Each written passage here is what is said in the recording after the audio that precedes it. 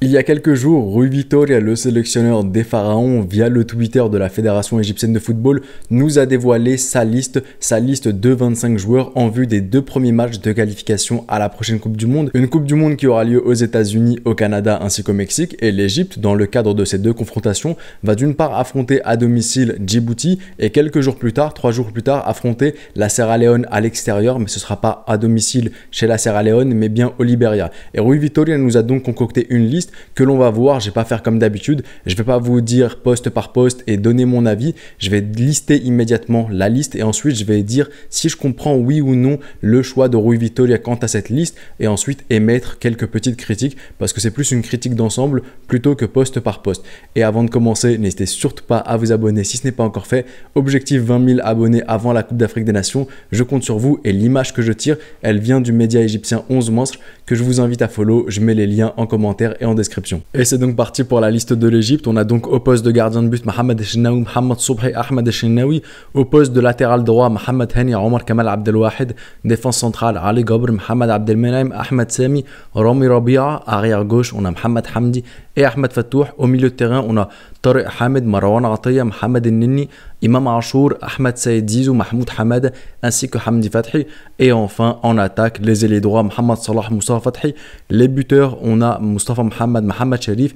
Et enfin, les ailiers gauches, Mahmoud Hassan Trezeguet, Omar Marmouche ainsi que Hussein Shahat. Et donc, quel avis je me fais sur cette liste? Alors, il y a certains postes comme le gardien de but où, sur le long terme, j'ai quand même quelques petites craintes parce que quand je regarde après Mohamed Eshnaoui, qui peut tenir la baraque, je me dis qu'il n'y a pas vraiment personne qui est régulier. Si ce n'est peut-être en compétition, on peut avoir un gardien qui va se transcender lors d'une compétition. Ça ne me choquerait pas, par exemple, qu'un Ahmed Eshnaoui, même s'il n'a pas été régulier sur le long terme, même si c'est un gardien qui a parfois certaines limites, je pense que sur une compétition, il peut nous lâcher une Abou Gabal 2021-2022, mais j'ai quand même quelques craintes et quand je regarde tous les autres gardiens après Mohamed Eshnaoui, on est quand même à des années-lumière. Pour le choix aussi des défenseurs centraux, je trouve ça mine de rien assez critique d'avoir ces défenseurs centraux là dans une liste de l'Égypte. Ensuite les arrières, ça me pose pas tant de problèmes que ça. Milieu de terrain, le fait d'avoir énormément de milieux défensifs, ça me pose aussi pas mal de problèmes et sinon en attaque, pas de problème du tout. Et maintenant que j'ai dit très brièvement en quelques secondes qu'est-ce que je pensais de chacun des postes, de chacun des secteurs,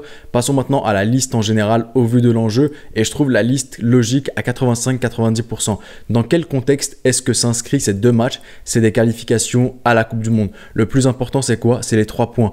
On se moque du fait qu'on propose un jeu incroyable du tiki-taka ou je ne sais quoi. Le plus important lors de ces qualifications à la Coupe du Monde, c'est de gagner les 3 points à chaque match. Si on me sort un match contre le Burkina Faso à l'extérieur et où on gagne par un but, un vieux but totalement hasardeux à la 90e minute 1-0 pour l'Égypte, je prends. Le plus important, c'est les 3 points. Après, il y a des plus, bien entendu, tester des joueurs, avoir des doublures, tout ça. Mais le plus important à l'heure actuelle, c'est d'avoir les 3 points. Et je trouve que la liste avec autant de joueurs d'expérience, c'est pas si mal que ça. Quand on regarde où est-ce que l'Égypte, et j'en ferai une vidéo, les raisons de l'Égypte, ou Égypte vs Coupe du Monde, raison de l'échec, un titre comme ça. Mais quand on regarde où est-ce que l'Égypte se rate, c'est souvent contre des équipes qui sont largement à la portée de l'Égypte. On se rate contre Zambie 2009-2008. C'est pour ça qu'on va pas en Coupe du Monde. Parce que si on gagne ce match contre la Zambie chez nous au Caire, je pense qu'il n'y aura pas de barrage contre l'Algérie par la suite.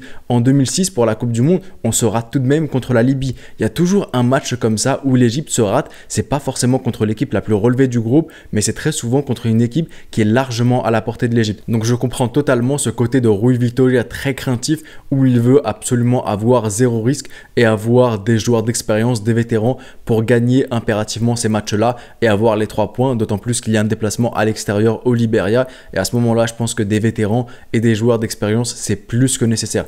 Maintenant, j'ai dit que la liste était logique à 85-90%, il y a quand même 15-10% qui pour moi ne sont pas logiques parce que compte tenu du fait que les U23 ne jouent aucun match et qu'ils ont simplement un camp d'entraînement, ramener seulement 2 joueurs U23, t'aurais pu te le permettre. Déjà, c'est une liste de 25 joueurs, tu pouvais avoir 26 joueurs, donc tu pouvais rajouter un joueur dans ta liste, mais même si tu voulais garder une liste de 25 joueurs, je pense qu'il y a 2 joueurs que tu pouvais remplacer, Rami Rabia ou Ahmed Sami, tu les remplaces un des deux par Hossam Abdelmegid, un U23, je pense que ça aurait été intéressant de donner de l'expérience à un tel joueur. Et enfin, tu as beaucoup de numéro 6, tu as beaucoup de milieux défensifs au milieu de terrain, Mohamed Neni, Tariq Hamed, Marwan Ataya, Hamdi Fathi, t'enlèves un parmi eux, j'aurais plus pensé à Tariq Hamed, tu l'enlèves et tu mets Mahmoud Sabr dans la liste, un U23 qui connaîtra sa première convocation. Et là, je pense que ça aurait été plus intéressant parce que tu pouvais donc te permettre de gagner ton match et avoir tes 3 points avec énormément de vétérans et des joueurs d'expérience. Et en plus de cela, chercher une doublure, donner du temps de jeu à un U23. Et je trouve qu'à ce moment-là, la liste aurait été beaucoup plus logique. Maintenant, en parlant de milieu de terrain, ça m'a rappelé un truc,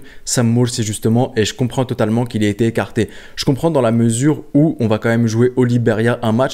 Et à ce moment-là, honnêtement, je préfère avoir Tariq Hamid que Sam Morsy. Même si ça aurait pu préparer Sam Morsy pour justement la Coupe d'Afrique des Nations, l'avoir dans notre effectif, parce que le Liberia, c'est un pays limitrophe à la Côte d'Ivoire. Mais pour le coup, là, il faut impérativement gagner les 2 matchs. Et je pense que Tariq Hamid, qui a de l'expérience en Afrique, qui a fait énormément de déplacements, énormément de terrains hostiles, des ambiances hostiles, des pays où tu n'as pas l'habitude, qui ont un climat complètement et un environnement différent de celui de l'Égypte, je pense que Tariq Hamid était beaucoup plus adéquat pour cette confrontation-là que Sam Morsy. Et on arrive donc à la fin de cette vidéo. Dites-moi ce que vous en pensez de la liste de Rui Vitória. Est-ce que vous trouvez que c'est une liste logique ou est-ce qu'il aurait dû avoir plus de courage et tester plus de U23 compte tenu du fait qu'il ne joue aucun match lors de cette trêve internationale? Personnellement, je vous l'ai dit et je le redis en conclusion, je comprends cette liste et je la trouve logique à 85-90%. Maintenant, c'est vrai qu'on aurait encore pu mieux faire sur les 10-15% comme je l'ai dit, en remplaçant des gars qui sont déjà là par des U23.